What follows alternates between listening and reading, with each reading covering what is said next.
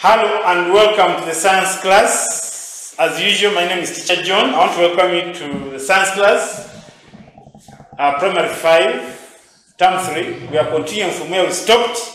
Last time we looked at food taboos. We said that food taboo is a religious or cultural custom that forbids people from eating certain types of food. Then we looked at examples of religious food taboos.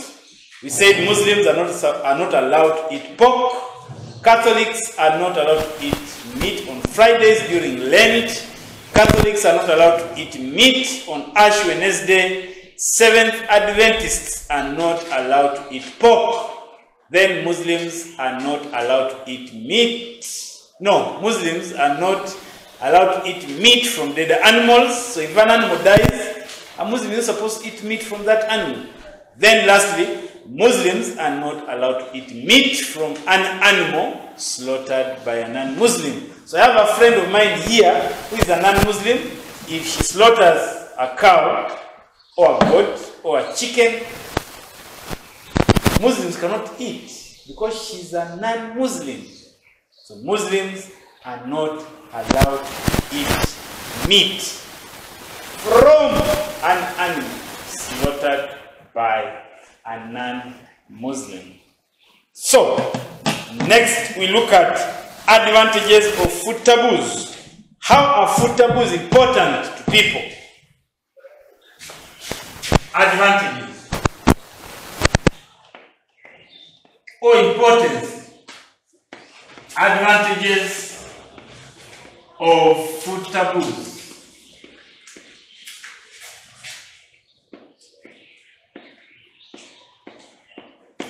Advantages of food taboos. 1. Food taboos shape people's eating habits. If we didn't have food taboos, we would be eating everything. In a foodiest person is somebody who eats a lot of food and he eats almost everything. I know of people who eat everything in this world. There's nothing which they don't eat. And it's not good. At least there should be something you don't eat. I told you, for me, I don't eat chicken. At least chicken will survive because of me in the world. It's also hard.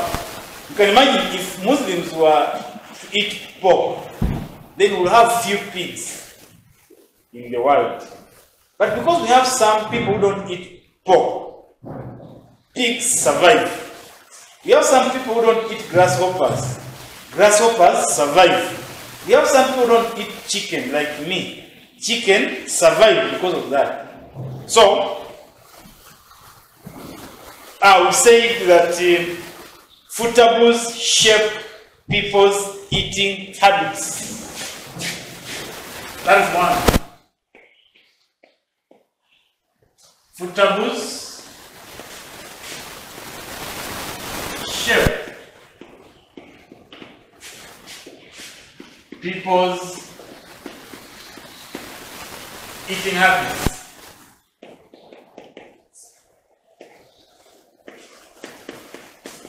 Food taboos shape people's eating habits, at least. Then we have food taboos prevents animal and plant extinction.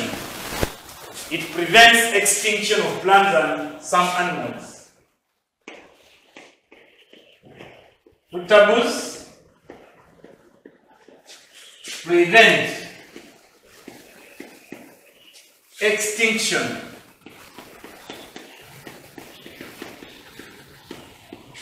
of some plants and animals. As I told you, because some people don't eat certain types of food, some animals and plants keep surviving in the world because they are not eaten. Then, food taboos promote culture. Food taboos promote culture.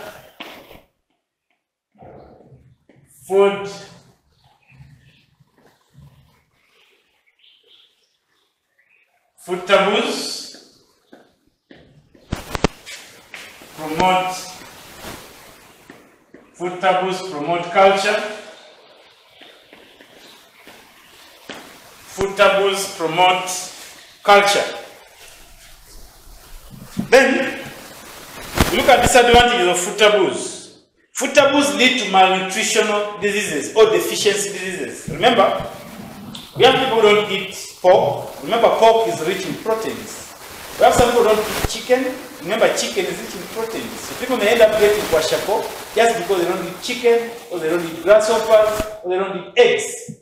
Or because their religion forbids them from eating certain types of food, they end up lacking that nutrient in the body, or that food value in the body, which would prevent them from getting deficiency diseases. So, disadvantages, there's only one major disadvantage.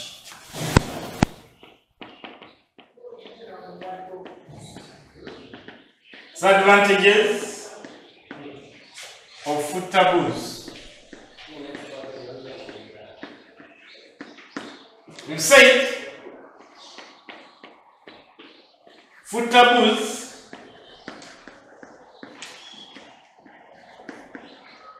may lead to malnutritional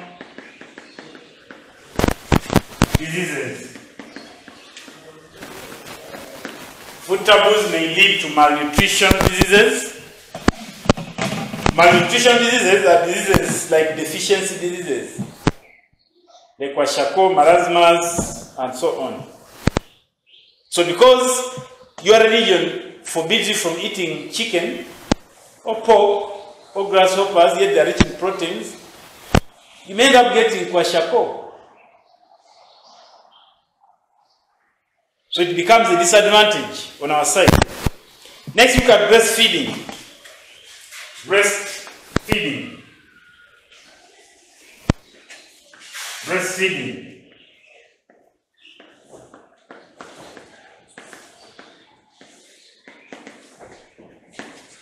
Breastfeeding. Now, breastfeeding is the act of feeding a baby on breast milk produced by the mother's mammary glands. Breastfeeding, the act of feeding a baby on breast milk.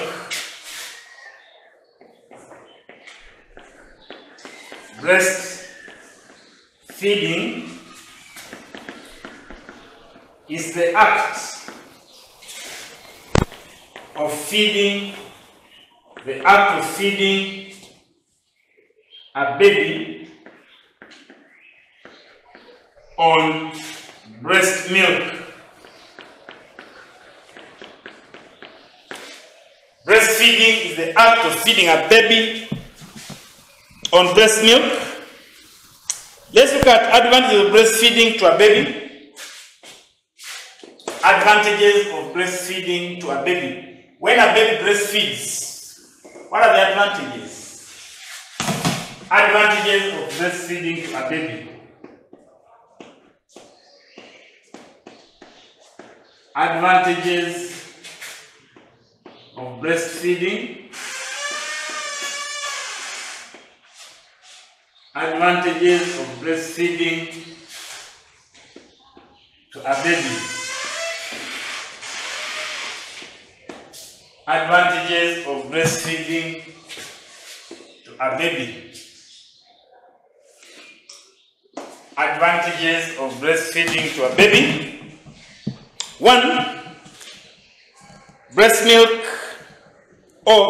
provides, or the baby gets natural immunity.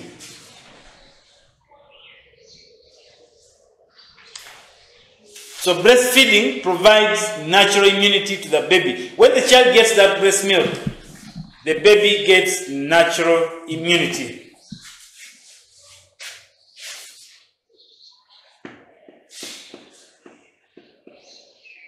The baby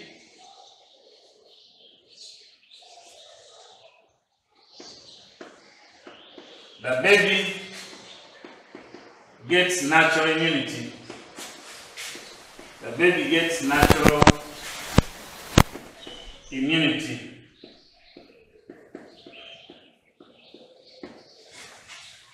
the baby gets natural immunity. Number 2, breast milk is easy to digest. Breast milk is easy to digest. Breast milk is easy to digest. Breast milk is easy to digest. Breast milk is easy to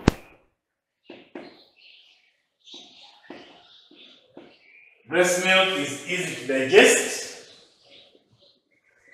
Number 3, breast milk is at the right temperature. Breast milk is at the right temperature. Breast milk is at the right temperature.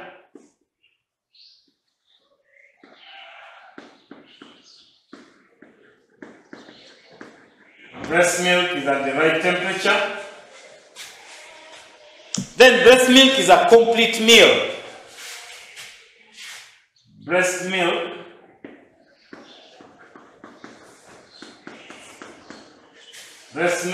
is a complete meal, or is a balanced diet to the baby. Then breastfeeding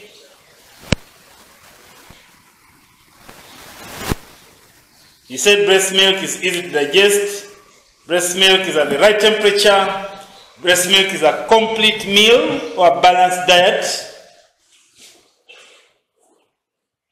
So these are some of the advantages of breastfeeding the baby. Then breast milk creates that natural love between the baby and the mother. Breast milk or breastfeeding creates natural love between the baby and the mother.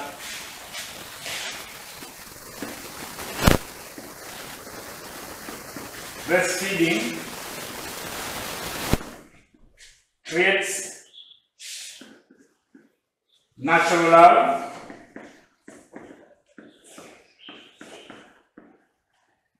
between the baby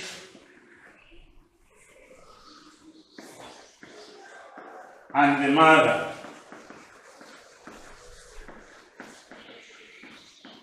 So that natural love between the baby and the mother is created because of breastfeeding. That's why breastfeeding is very, very important to the baby. Is that natural love between the baby and the mother which is created. Then you look at advantages of breastfeeding to the mother. Advantages of breastfeeding to the mother. Okay, let's go back to advantage of breastfeeding to the baby. You say the baby gets natural immunity. Breast milk is easy to digest. Breast milk is at the right temperature. Breast milk is a complete meal or it's a balanced diet. Complete meal or balanced diet. Breastfeeding creates natural love between the baby and the mother. Then look at advantages of breastfeeding to the mother. We looked at advantages of breastfeeding to the baby. Now we are looking at advantages of breastfeeding to the mother. How does breastfeeding benefit the mother? 1. Breastfeeding delays the next pregnancy. Breastfeeding delays the next pregnancy. Number 2, breast milk or breastfeeding is cheap in terms of feeding. And I was saying, you don't need to buy breast milk. Breast milk is not bought. It's already in the mother's breasts. So there's no buying. That's why I'm saying it is cheap in terms of feeding. So breastfeeding is cheap in terms of feeding because it does not involve buying milk. Then, breastfeeding is time saving. breastfeeding is time saving.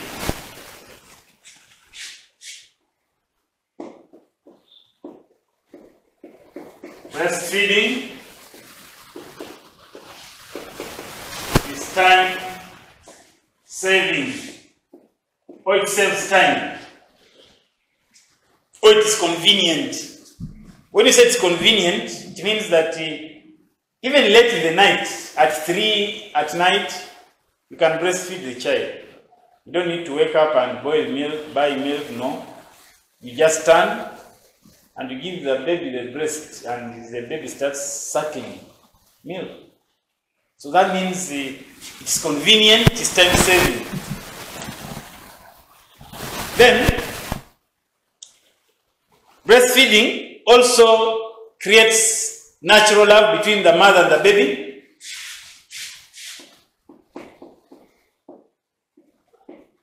Breastfeeding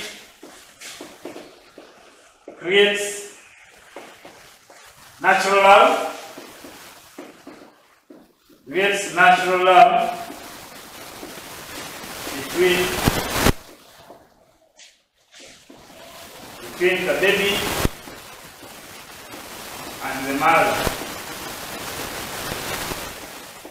That natural love is there between these two people, the baby and the mother, because of breastfeeding. They get closer and love one another. Next, maybe before that,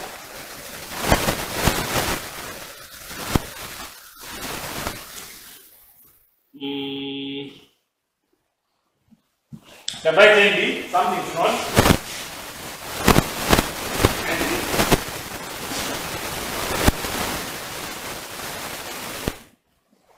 Iron is the food value.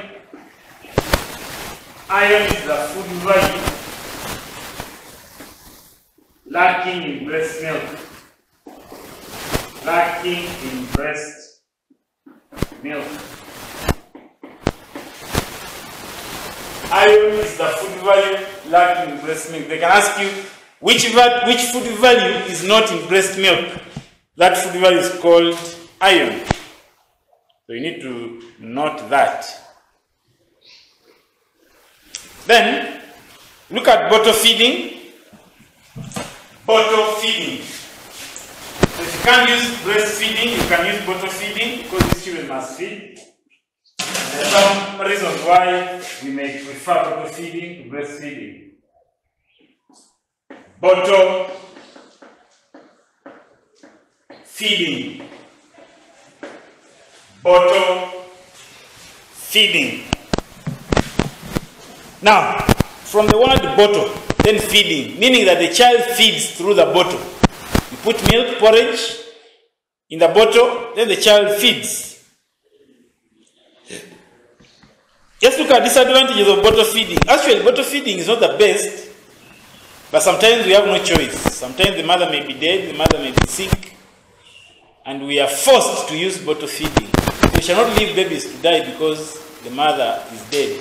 No, the child must live, and we can use bottle feeding.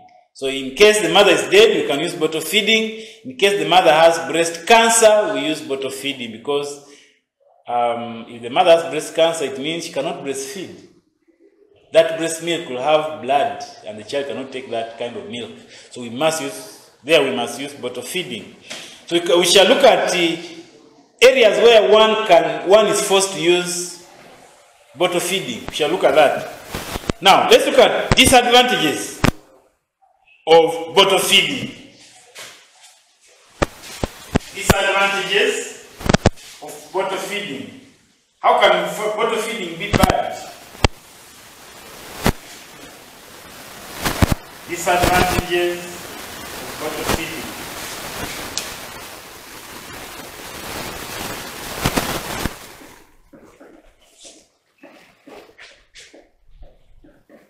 Disadvantages of bottle feeding. Disadvantages of bottle feeding.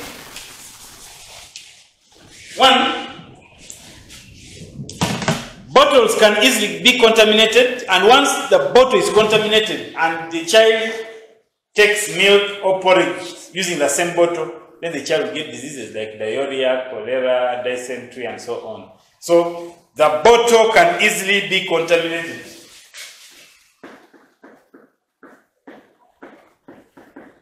The bottle can easily be contaminated.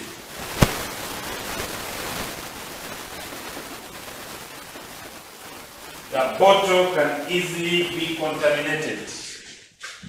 The bottle can easily be contaminated. Then bottles are difficult to clean. Bottles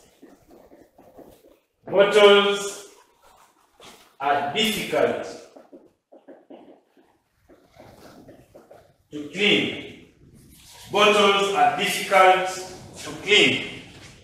And if bottles are difficult to clean, babies will get diarrheal diseases. They will get cholera, they will get typhoid, they will get dysentery, because of bottles which are not cleaned very well.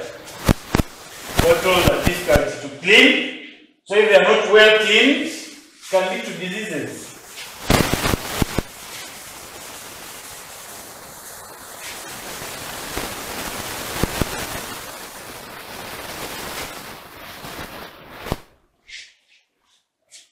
We are saying bottles are difficult to clean.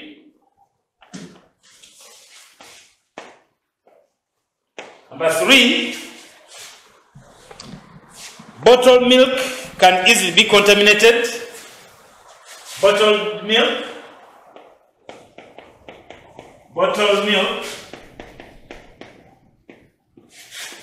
can easily be contaminated.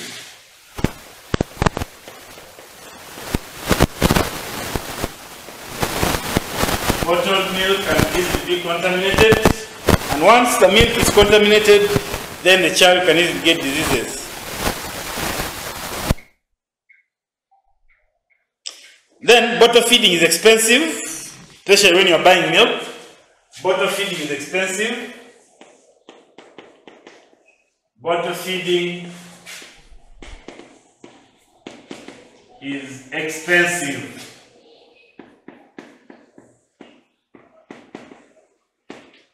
Then bottled milk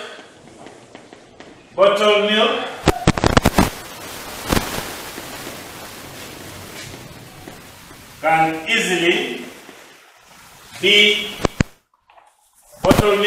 easily be over diluted. So when you are putting milk in the bottle, sometimes we add water. Because this milk may be difficult to digest because it has a lot of fats. So we add water to dilute so that the child can easily digest that milk. But now, there comes a situation whereby you may over-dilute. You may put a lot of water. You may add too much water in the milk. And the milk loses meaning. It becomes useless. It loses the values in it. So I suppose if you don't know the quantities you are supposed to mix, sometimes the milk may be over-diluted and the child may start getting deficiency diseases. So bottled milk can easily be over-diluted. Then, apart from being over-diluted, bottled milk may be difficult to digest, especially cow's milk. Bottled milk may be difficult to dilute. No, may be difficult to digest. So sometimes you may not dilute using the right quantities of water. You may use very little water to dilute, and it becomes hard for the baby to digest that milk. But at the same time, you may pour there a lot of water and you over dilute, and it becomes over-diluted, which is again a problem. So getting right quantities of water to dilute milk is something which is very difficult, and sometimes people may not get it right. So you need to be very, very careful when you're diluting milk, so that we don't over-dilute and we don't under-dilute. If over-dilute, the child loses. If you under-dilute, it becomes difficult for the child to digest that milk, and the child will end up getting constipation. So that's all about bottle feeding. Then we can look at scenarios where we are forced to use bottle feeding.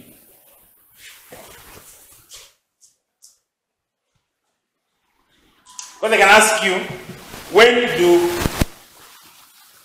do mothers, or when is it appropriate to use bottle feeding? Or situations which we must use bottle feeding.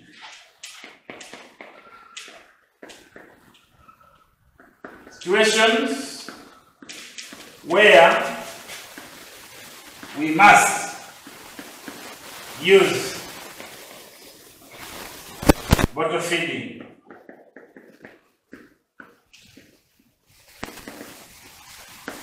Situations where we must use bottle feeding. So there are some situations where we must use bottle feeding. One, if the mother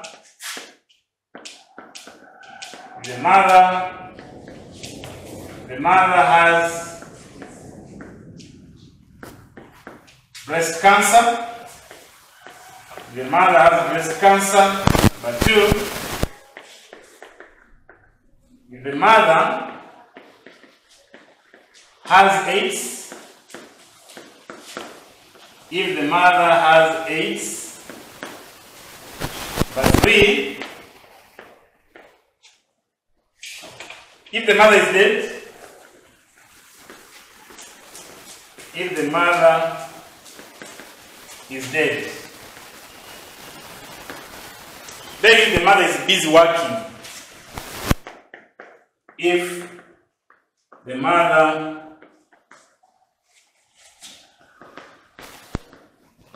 is busy with work or busy working, if the mother is busy working, we can use bottle feeding. So situations where we must use bottle feeding: if the mother has breast cancer, if the mother has AIDS, if the mother is dead, and if the mother is busy working. We have some women, they have given birth, but their work is, they are too busy with work. For example, they leave early in the morning, they go to work, they come in the evening. So the child is left at home. This child cannot stay hungry until the mother comes back.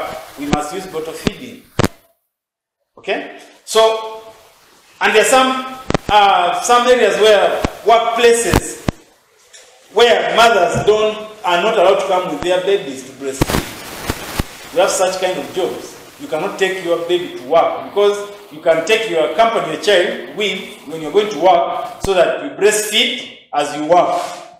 There are people who allow that, which is the best. But there are some work places, they don't allow babies. They only allow you to go and work, not to breastfeed. So they tell you, leave your child at home if you want to work. So if you leave your child at home, because you are busy with work, because you also need work, you can't sit at home breastfeeding the child and you lose your job. Then how will you take care of this? How will you take care of your family? So it's always good to work and breastfeed. But there are some workplaces they don't allow mothers to go with their babies. They say it interferes with work. So sometimes mothers are forced to stop breastfeeding. They leave babies at home, they go to work, they come in the evening, or they come at night. So the child cannot stay hungry. In that situation, because the mother is busy working, we can use bottle feeding. If the mother has HIV, AIDS, you can use bottle feeding. If the mother has breast cancer, you can use bottle feeding. If the mother is dead, you can also use bottle feeding. Just because the mother is dead doesn't mean the child should also die. No, the child must live. So, These are scenarios or situations where bottle feeding can be used. Next, look at the vulnerable groups of people. Vulnerable groups of people. Vulnerable groups of people.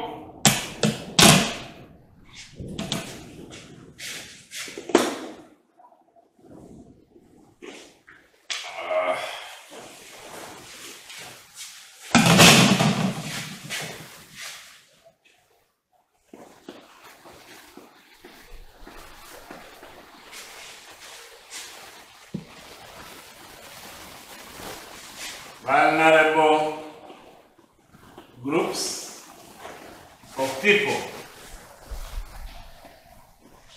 Vulnerable groups of people. These are groups of people whose health can easily be harmed due to poor feeding. These are groups of people. These are groups of people whose health can easily be harmed due to poor feeding.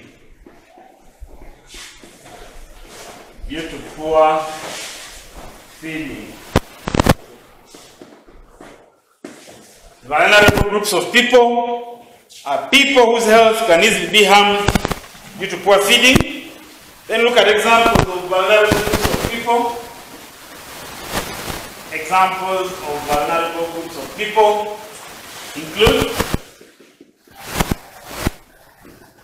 examples of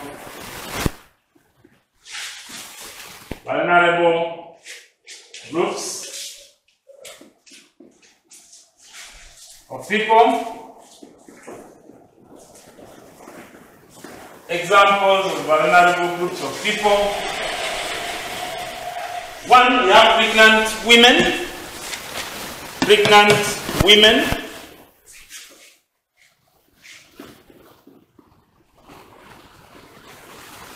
Pregnant women. Number two, breastfeeding mothers. Breastfeeding mothers.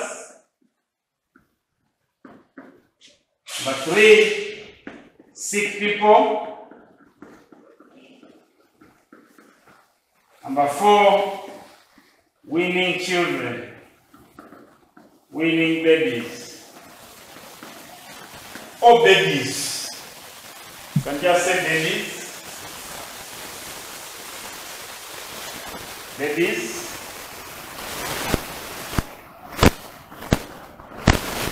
So these are examples of vulnerable groups of people. Breastfeeding women, pregnant women, sick people. Those are examples of vulnerable groups of people. Why are they called vulnerable groups of people? It's because their health can easily be harmed due to poor feeding.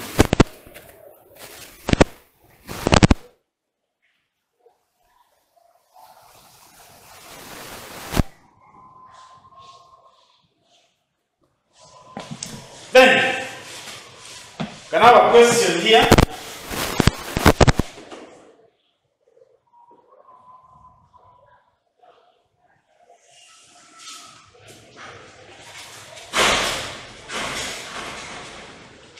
Why should pregnant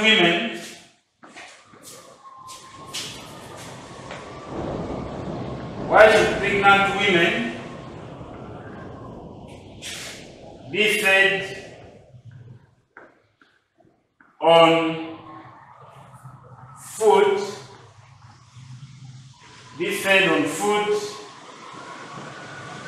rich in proteins?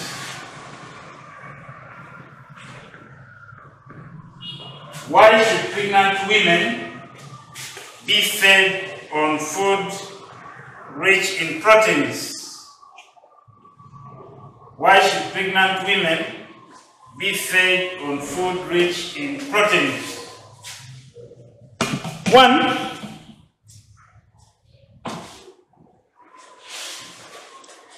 is for the fetus to grow.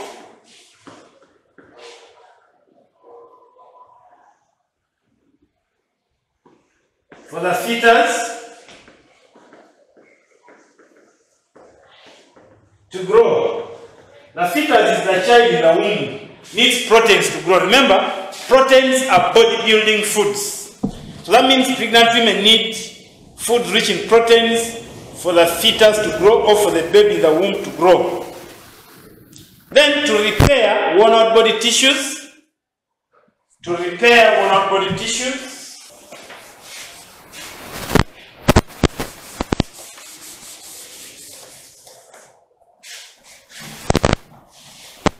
Can say to repair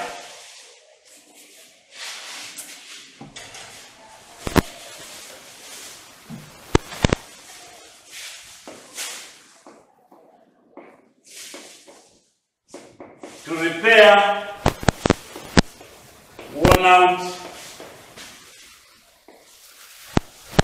body tissues. Number 3, to replace worn out body cells. To replace worn out body cells. Now, foods rich in proteins, they help to replace worn out body cells and to repair worn out body tissues. And that's why pregnant women need food rich in proteins. Why should pregnant women be given food rich in carbohydrates? Why should pregnant women be given food rich in carbohydrates?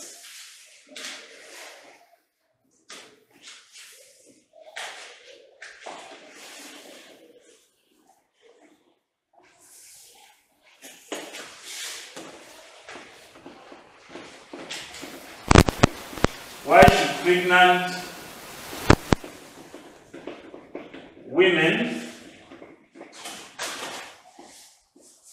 be given food rich in carbohydrates?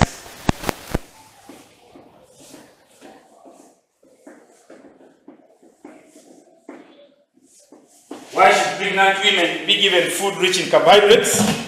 One is to get enough energy, to give her energy to carry the baby in the womb, and also for her to get energy to do work. To get energy to do work. Number 2, to get energy to carry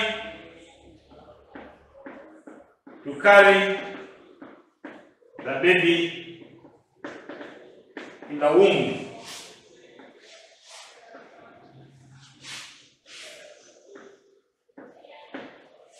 To get energy to carry the baby in the womb, and also to get energy to do her own work.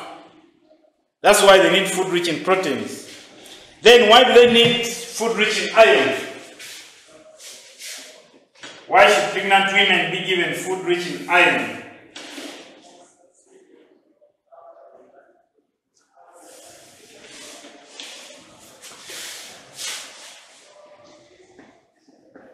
Why should pregnant women be given food rich in iron? Why should pregnant women be given food rich in iron? To get enough blood. Get enough blood. Get enough blood. So iron helps in the formation of blood, both for the fetus and for the mother. So they need blood in the body, so they need to be given enough food rich in protein, in iron, like eating liver. Liver is rich in iron, so they need to be given food rich in iron so they can get enough blood in the body. Then calcium. Why should pregnant women be given food rich in calcium?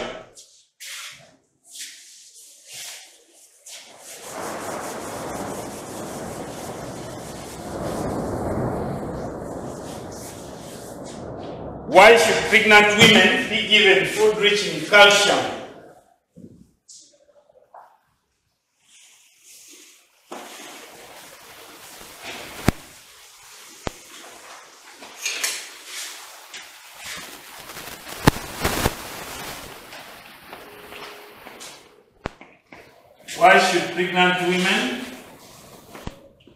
should pregnant women be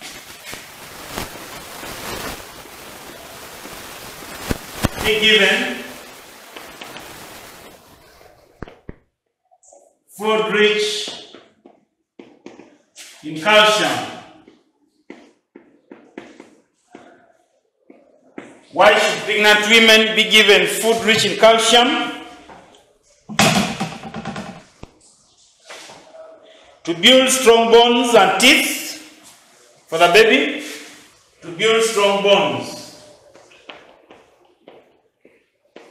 To build strong bones. To build strong bones for the baby. To build strong bones for the baby.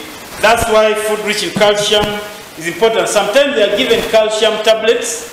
They may not necessarily be given that food, but they may be given iron tablets, calcium tablets, so that they can build strong bones and teeth for the baby in the womb. Then vitamins to protect her unborn baby from getting infections. The last question. Why should pregnant women be given food rich in vitamins? Why should pregnant women be given food rich in vitamins? Why should pregnant women be given food rich in vitamins? Why should pregnant women be given food rich in vitamins? It's simply to protect the unborn babies from infections, to protect the unborn babies,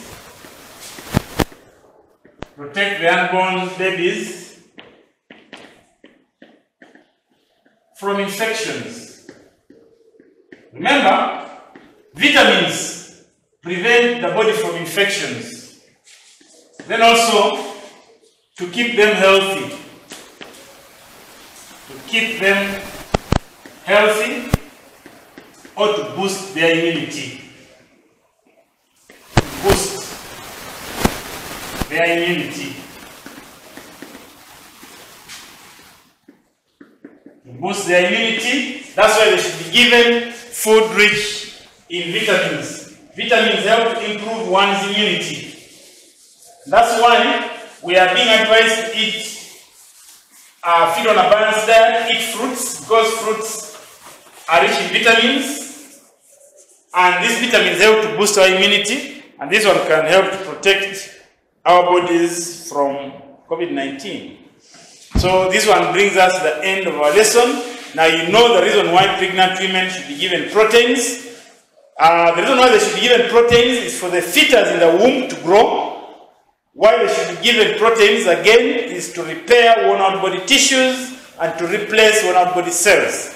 Why they should be given food rich in carbohydrates is to get energy to carry that baby in the womb and to get energy to do work.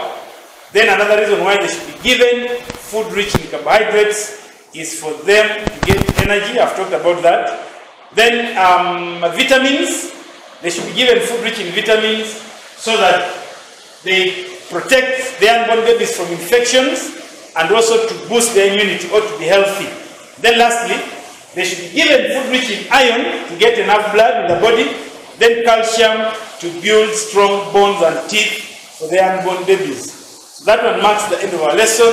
May the Almighty God bless you abundantly.